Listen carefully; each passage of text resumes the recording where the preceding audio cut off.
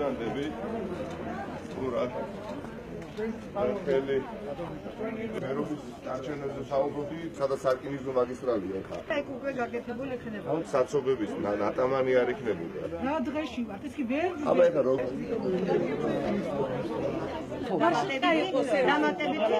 ყველაფერი ხო გახსოვთ? ელემისარია, ჭერი, ყველა გასწორია. ყველა გვეცდები.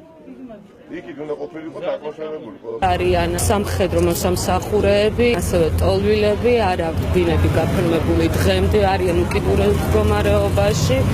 ესაჭიროება ზოგს დენი არ აქვს საერთოდ სახლში, პატარა ბავშვი გაუსაძლის პირობებში არიან და ვითხოვთ ამ ყველაფერს, ეს რაღაც ნაწილობრივ მაინც რა აღმოიფრას.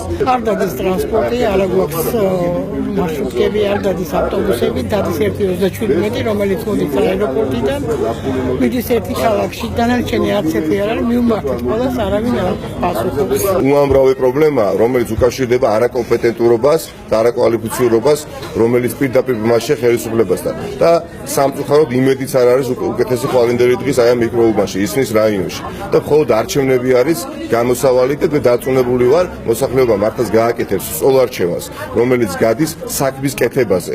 შეუძლებელი არის ქართული ოცნების პირობებში ისნის მოსახლეობამ მიიღოს უკეთესი ხვალინდელი დღე და 8 ოქტომბერს ყველანი უნდა დავირაზმოთ და გავაკეთოთ ის არჩევანი, რომელიც ქვეყანას განავითარებს და არა პირიქით გადაჭეხავს უსხულში.